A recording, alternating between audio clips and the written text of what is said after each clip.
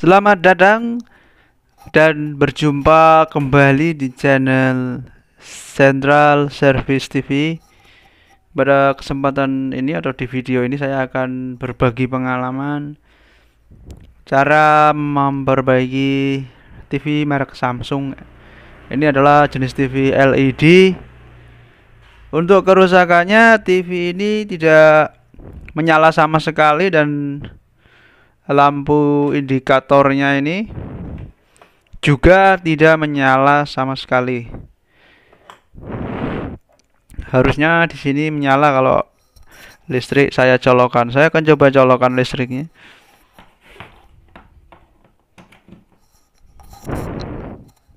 Dan di sini lampu tidak menyala sama sekali.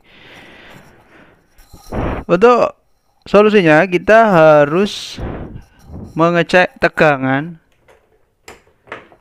output yang keluar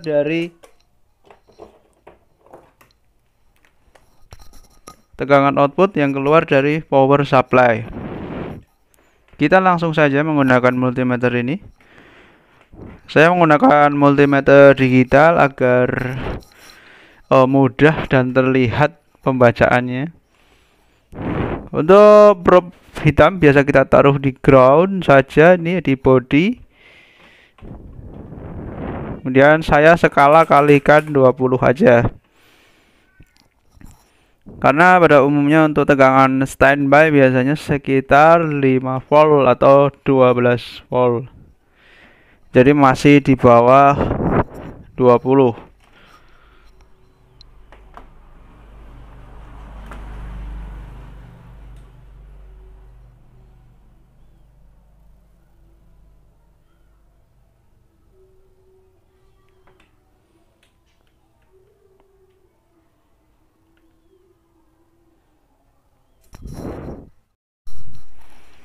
Kemudian saya ukur tegangan di sini output daripada dioda. Ini adalah dioda 4. Ini tidak ada tegangan. Kemudian di dioda sini yang untuk backlight juga nggak ada tegangan. Ini sama, tidak ada tegangan.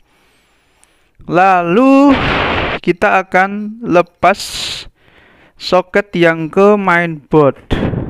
Barangkali dia di mainboard short. Kita cabut dulu listriknya.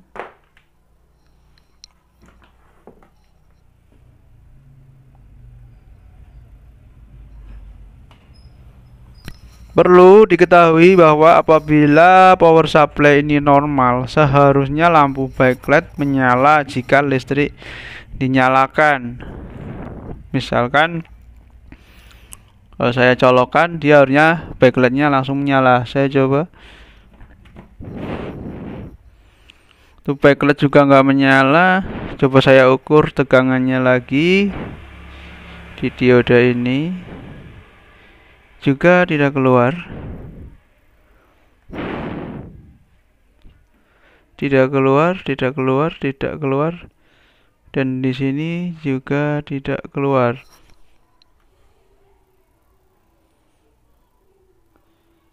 Ini artinya bahwa power supply belum bekerja. Dan selanjutnya kita akan mengecek tegangan pada elko besar ini yang dari 220 volt kemudian dirubah jadi tegangan DC melalui dioda ini. Ini harusnya ada tegangan sekitar 300 sampai 300 lebih. Coba kita cek.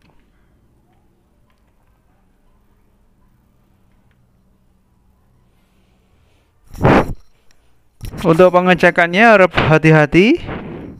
Yang pertama kita perhatikan adalah multimeternya harus dirubah ke 1000, skala 1000 DC, karena tegangannya rata-rata untuk elko ini sekitar 400-300 volt.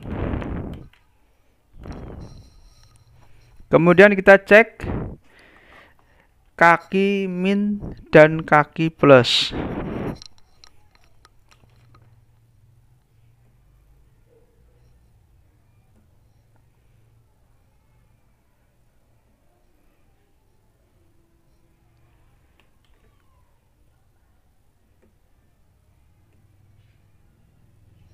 Di situ ada tegangan. Di situ ada tegangan 266 volt.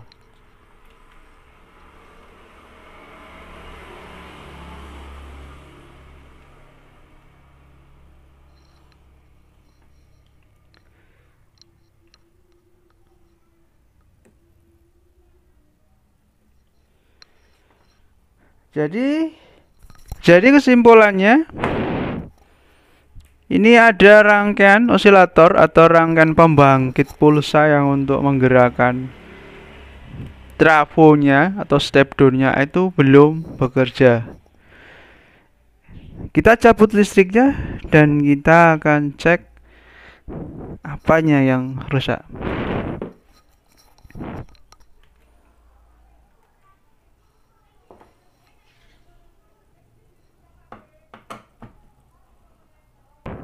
Untuk sebagai pengaman, kita harus menggunakan pelapis atau untuk landasan dari ini dus atau apapun, yang penting tidak short.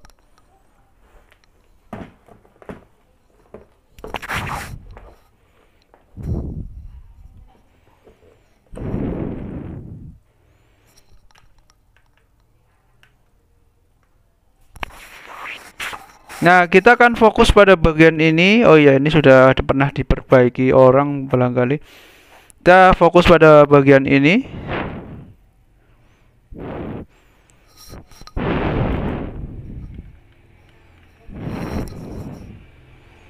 Dimana tadi saya mengecek tegangan elko ini, elko plus dan ini elko plus, ini elko min. Ada tegangan sekitar 266 volt. Coba kita akan cek lagi. Biasanya sekalipun tegangan listriknya sudah kita cabut, biasanya akan menyimpan tegangan di elko. Coba kita cek di sini.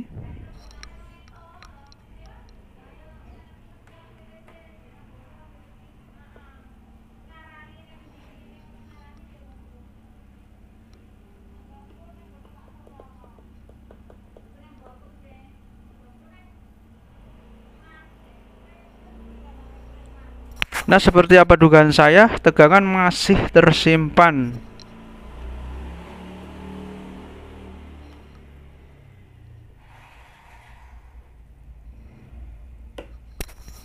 Penyebabnya adalah karena bagian osilator atau pembangkit atau step down daripada trafo SMS, SMPS atau trafo sebijingnya ini belum bekerja, sehingga tegangan tertahan pada elko 450 volt. Kita harus membuang tegangan ini dulu agar kita bisa bekerja dengan nyaman dan tidak tersetrum. Caranya adalah kita bisa menggunakan ujung daripada solder. Nah, ini kebetulan saya lagi manasi solder. Kita ambil ujungnya. Ini saya ambil ujungnya.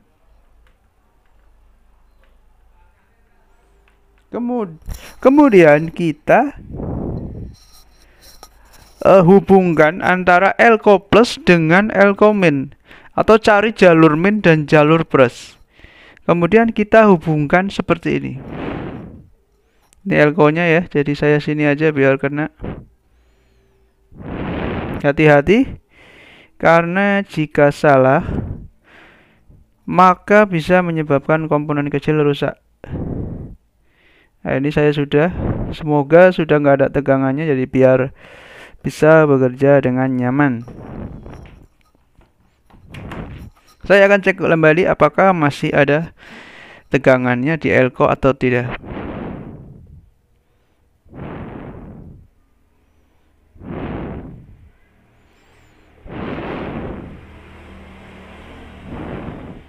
Tegangan sudah nggak ada, kita bisa lihat hanya sekitar 6 volt. Jadi ini aman saja kalau kita untuk bekerja. Selanjutnya kita akan mengecek bagian osilator. Karena tegangan yang 400 volt sudah ada, kita bisa mengecek osilatornya. Kalau kita lihat jalur di sini sudah pada rusak. Jadi bisa saja ada jalur yang sudah rusak.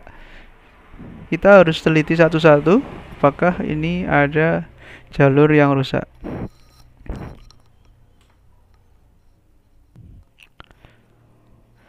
Setelah tadi saya cek, ini jalur demi jalur yang menuju ke IC osilator atau SM atau PWM ini untuk menggerakkan transistor FET ini yang menuju ke trafo SMPS atau trafo switching. Ini masih nyambung semua. Lalu kita akan mengukur tegangan dari, biasanya kasus seperti ini itu karena osilator atau SMPS atau PWM ini belum mendapat supply, atau juga ininya yang rusak, atau juga jalurnya yang rusak. Coba kita akan cek apakah tegangan sudah masuk ke IC PWM atau belum. Kita nyalakan lagi dan colokkan.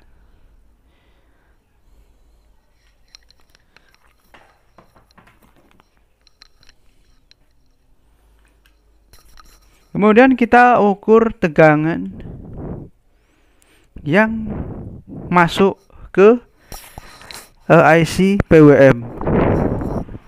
Dari mana kita tahunya itu IC dari PWM mendapat tegangan supply?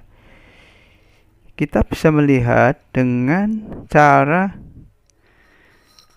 melihat ada resistor yang dari Elco plus 400 volt itu, yang Elco 400 volt dipasang secara seri. Nah, jika kita lihat ini adalah jalurnya, ini yang kecil.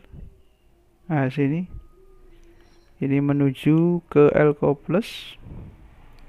Ini Elco plus. Itu dipasang secara seri di sini. Dan ada resistor besar di sini yaitu 200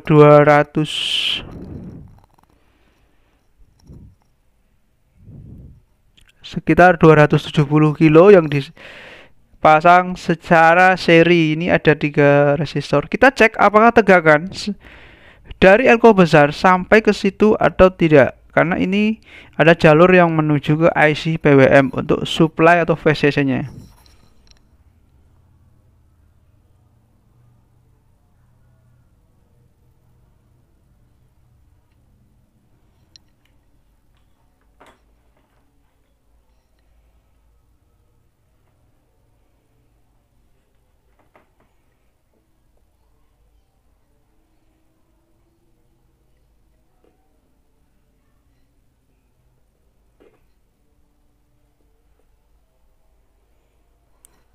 Di sini ada tegangan 263 seperti pada Elco-nya.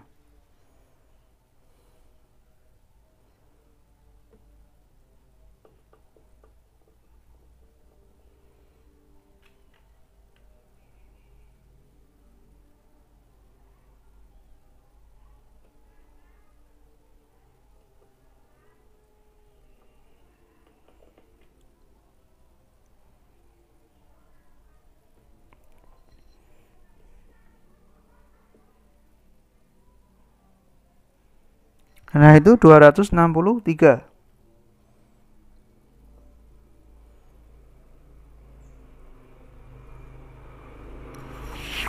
Kemudian kita cek lagi di resistor selanjutnya. Tadi mana? Saya lupa itu. Apakah muncul tegangan atau tidak? Harusnya makin resistor ke sana, makin ke ujung ke menuju IC PWM, harusnya tegangannya makin kecil, yaitu sekitar sampai ke IC PWM itu sekitar 12 voltan atau lebih sedikit.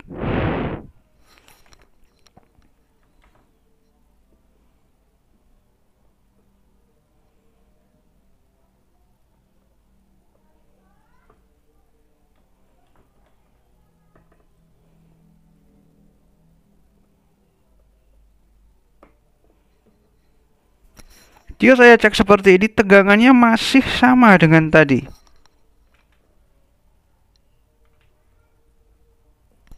Itu hampir sama. Artinya ini ada permasalahan di sini. Harusnya sini tegangan sudah ngedrop sampai 12 volt atau 18 volt, karena ini menuju ke IC PWM melalui sebuah jumper. Jadi bisa dipastikan kemungkinan ada jumper atau jalur yang menuju ke IC PWM itu putus, atau IC PWM-nya di dalamnya juga sudah putus. Kita akan cek jalurnya. Kita akan matikan listriknya aja, nanti kita buang lagi tegangannya, karena biar tidak merusak alatnya dan juga tidak nyetrum.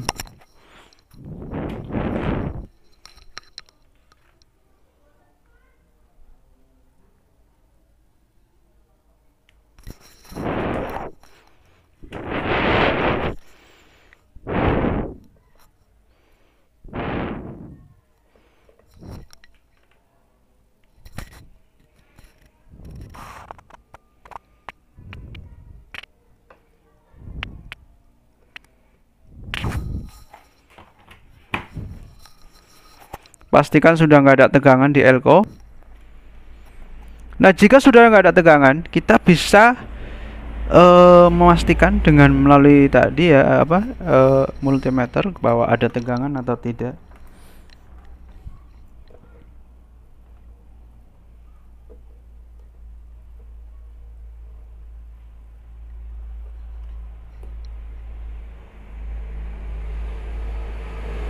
Cuma 3-4 itu masih aman.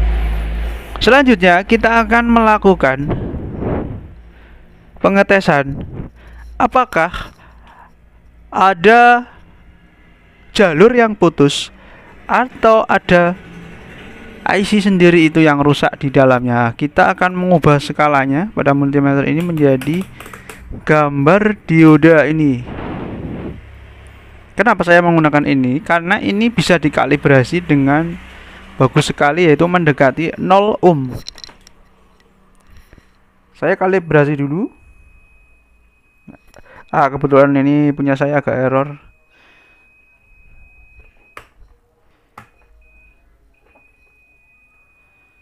Oke, saya kalibrasi mendekati 0 lah. Ini 3 ohm. Nah, saya akan mengecek jalurnya.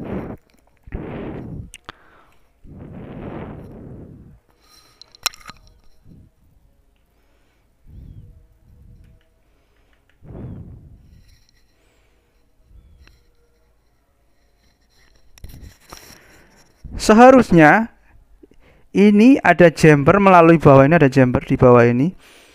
Ini menuju ke sini, seharusnya ada hubungan atau karena melalui jumper. Kemudian masuk ke sini menuju ke IC PWM, karena ini sebagai VCC atau supply-nya, agar rangkaian di sini bisa bekerja untuk IC switching-nya. Saya akan ukur di sini apakah nyambung.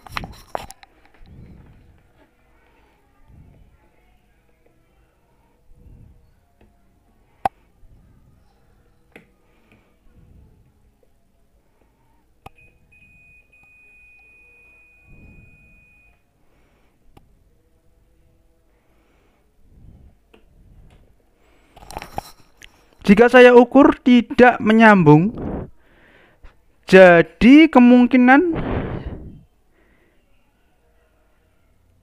jumper bermasalah. Coba kita akan cek secara fisik. Ini saya coba perlihatkan ya, tidak menyambung. Ini harusnya menyambung.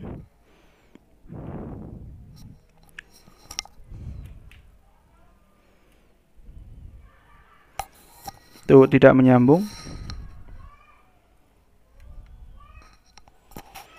Harusnya kalau yang betul itu bunyi seperti tadi yang saya kalibrasi, itu menyambung seperti ini.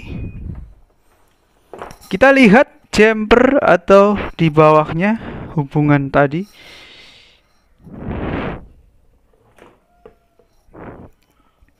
Jika saya lihat di sini terjadi sebuah korosi. Ini agak susah dilihat ya di dalam ini.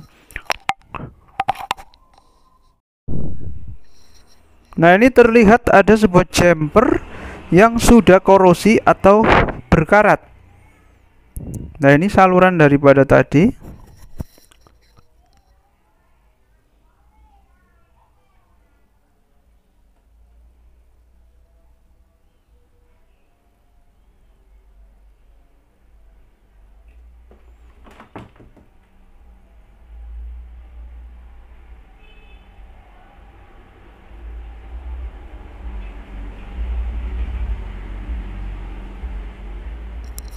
Dan ternyata memang jumpernya sudah putus karena berkarat. Kita buang saja, nanti kita akan ganti menggunakan kabel. Nah, ini kelihatan.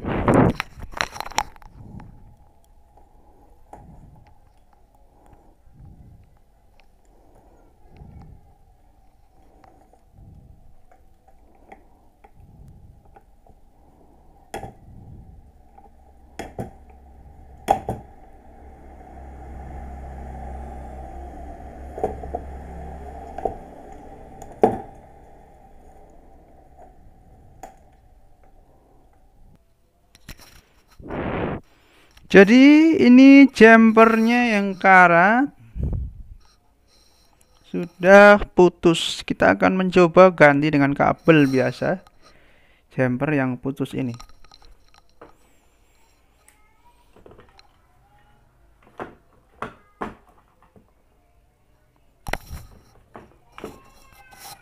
Tadi dari sini menuju ke sini.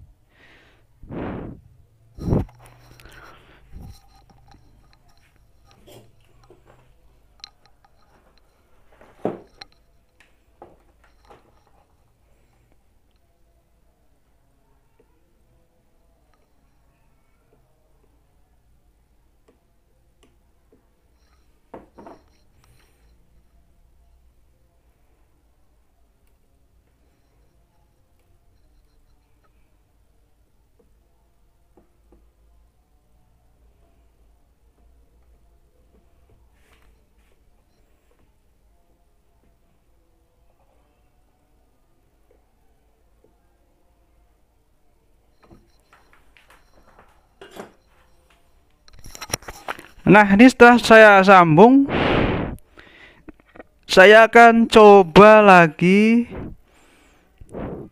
colokan, tapi saya pasang dulu aja biar aman. Saya akan colokan listriknya dan saya akan mengetes tegangannya.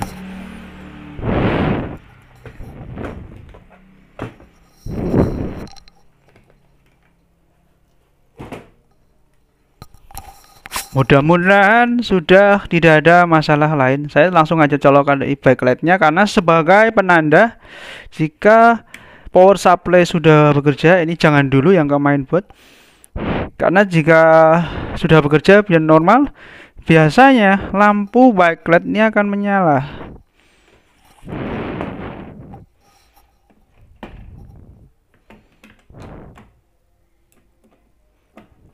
Pasang dulu bautnya biar aman.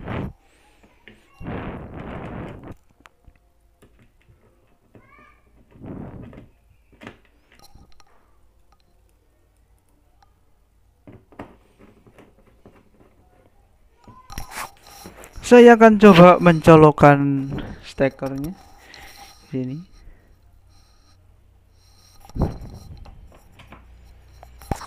Dan lampu backlightnya menyala, tadi ada gerakan.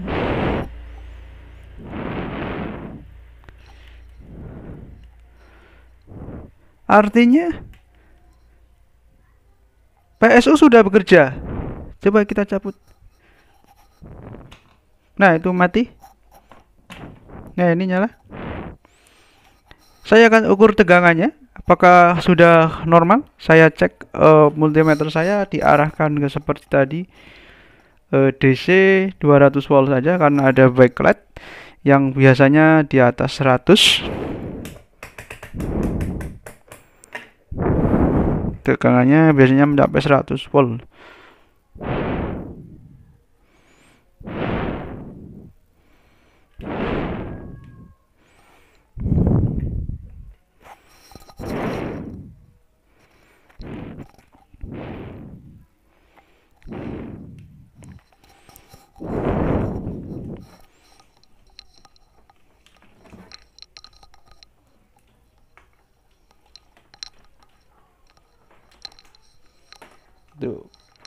Untuk probe hitam seperti biasa kita groundkan di body. Dan kita akan mengukur tegangannya berapa yang keluar dari dioda yang tadi kita ukur. Ada 15 volt. Ada 5 volt. Jadi ada tegangan 15 dan juga 5 volt. Ini biasanya sebagai standby dan 16 sebagai audio. Ini saya perlihatkan. Ini 5 volt untuk standby ke mainboard dan ini untuk audio biasanya. Kemudian di sini ada tegangan tinggi di sini biasanya 40 volt. Nah, ini 29 volt. Jadi untuk masuk ke induktor lah menyalakan driver atau inverter backlight yang ini. Oke, setelah itu kita tahu normal. Kita akan masukkan soket ke dalam mainboard dan lihat gambarnya. Kita matikan dulu ya biar nggak berbahaya.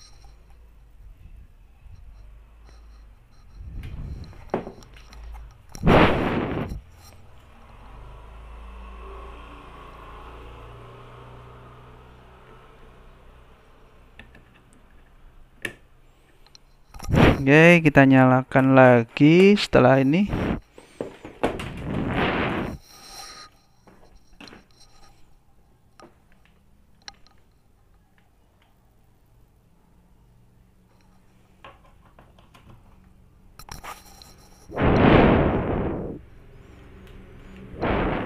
Dan kita lihat lampunya standby atau indikatornya sudah menyala. Ini saya coba on kan. Nah, ini sudah bekerja. Kita lihat backlightnya sudah menyala. Nah, sudah menyala ini. Kita coba kasih antena. Kita lihat layarnya aja dan kita colokkan, kemudian lihat layarnya. Apakah ada berintiknya atau tidak?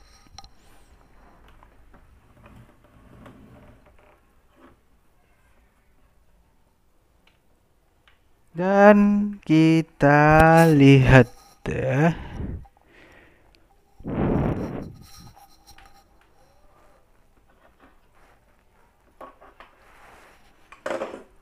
Oh, maaf, ini belum saya pasang yang ke panel LCD-nya. Saya matikan dulu. Ini masih belum saya pasang. Saya colokkan lagi dan lihat layarnya. 1, 2, 3 sudah berintik. Tinggal kita kasih antena.